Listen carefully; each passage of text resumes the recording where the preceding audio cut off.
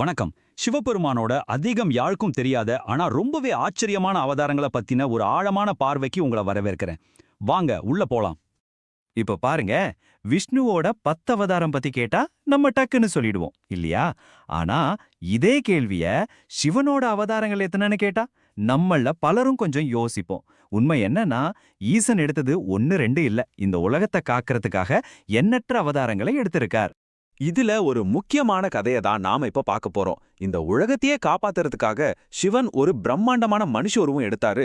அந்த கதை தான் பெரியாண்டவர் அவதாரம். இந்த கதைக்கு காரணமே சுந்தரபத்ரன்னு ஒரு அசுரன் வாங்கின ஒரு விசித்திரமான வரம்தான். அவன் என்ன கேட்டானா, என் சாவு வரணும்னா அது சிவனும் சக்தியும் ஒன்னா சேர்ந்து, அதுவும் சிவன் ஒரு மனுஷ அவதாரம் எடுத்ததுக்கு அப்புறம் தான் நடக்கணும்னு ரொம்ப தெளிவா வரம் வாங்கிட்டான். இதுதான் மொத்த பிரச்சனைக்குமே ஆரம்ப புலி. அந்த அசுரனோட அட்டகாசம் தாங்க முடியாம தேவர்கள் எல்லாரும் சிவனிடம் ஓடி வராங்க.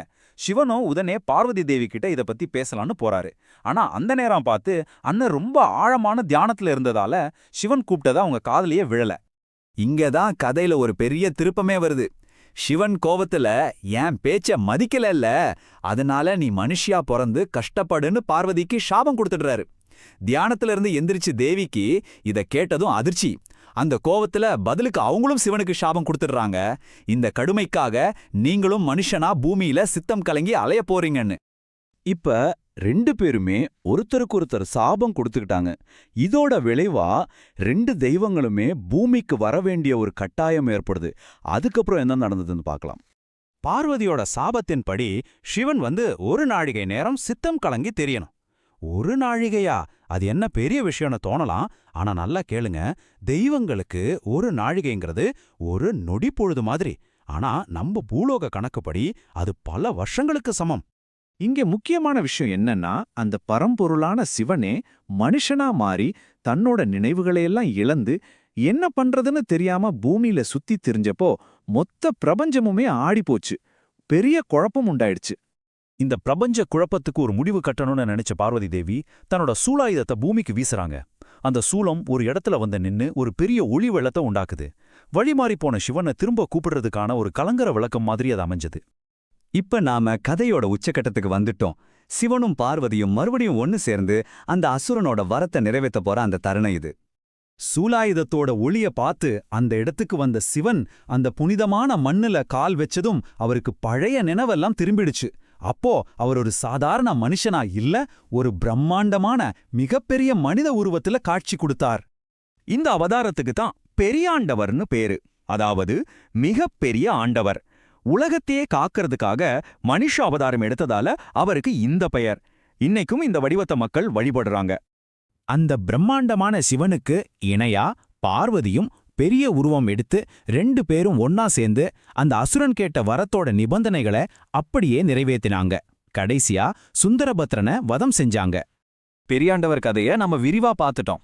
சரி, இப்ப சிவனோட மற்ற சில முக்கியமான அவதாரங்களை ஒரு சின்னதா வேகமா பார்த்துடலாம் வாங்க. முதல்ல வீரபத்திரர். இது சிவனோட கோபத்திலிருந்து உருவான அவதாரம். தட்சன் யாகத்துல தம் மனைவி தாட்சாயினி அவமானப்பட்டதால சிவனோட ஜடாமுடியில இருந்து பயங்கர ஆக்ரோஷத்தோட உருவானவர் தான் இவர். அகங்காரத்தை அழிக்க வந்தவர். அடுத்தது பைரவர். படைப்பு கடவுளான பிரம்மாவுக்கு ஆணவன் தலைக்கேறி 5வது தலையோட சிவன மாதிரி தன்னையும் நினைச்சுக்கிட்டாரு. அந்த அகந்தைய அடக்க சிவன் எடுத்த உக்கிரமான வடிவம்தான் பைரவர். இது உங்களுக்கு கொஞ்சம் ஆச்சரியமா இருக்கலாம். ஆமா, பக்தியோட உச்சமான அனுமன் கூட சிவனோட ஒரு அம்ச அவதாரமா தான் கருதப்படுறார். ராமாவதாரத்துல விஷ்ணுவுக்கு உதவி செய்யறதுக்காகவே சிவன் இந்த ரூபத்தை எடுத்ததா சொல்லப்படுது. இப்போ நாம இன்னொரு ரொம்ப முக்கியமான கேள்விக்கு பதில் தேட போறோம். ஆதியும் மந்தமும் இல்லாத மும்மூர்த்திகள், அவங்க எப்படி பிறந்தாங்க? அவங்களுக்கு பிறப்பு உண்டா? பிறப்பு இறப்பு இல்லாத அந்த மும்மூர்த்திகளுக்கு கூட ஒரு சின்ன ஏக்கம் இருந்திருக்கு. அது என்னன்னா, ஒரு தாயோட பாசம். யாருக்காவது குழந்தையா பிறந்து அந்த அன்பை அனுபவிக்கணும்னு அவங்க ஆசைப்பட்டாங்க. தங்களுக்கு தாயாக இருக்க தகுதியான பதிவரதை தேடினப்போ அவங்க கண்ணுல பட்டவங்க தான் அனுசுயா தேவி. அவங்கள சோதிக்க முனிவர்கள் வேஷத்துல போய் ரொம்ப கடினமான ஒரு நிபந்தனை வச்சாங்க. ஆனா அனுசுயா தன் பதிவரதா சக்தியால அந்த மும்மூர்த்திகளையுமே பச்சிலம் குழந்தைகளா மாத்திட்டாங்க. இது ஒரு அற்புதமான தருணம். அந்த பச்சிலம் குழந்தைகளா மாறின மும்மூர்த்திகளுக்கும் அனுசுயா தாயன் பாலூட்டினாங்க. இப்படியாக பிறப்பே இல்லாத மும்மூர்த்திகளும் ஒரு தாயின் அன்புக்காக குழந்தைகளாக பிறந்தனர். சிவனோட அவதாரங்கள் வெறும் கதைகள் மட்டும் இல்ல, ஒவ்வொன்னுக்கும் பின்னாலையும் அகங்காரத்தை அழிக்கிறது, பக்திக்கு உதவுறதுன்னு பல ஆழமான தத்துவங்கள் இருக்கு.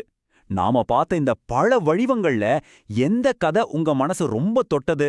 இத பத்தி கொஞ்சம் யோசிச்சு பாருங்க.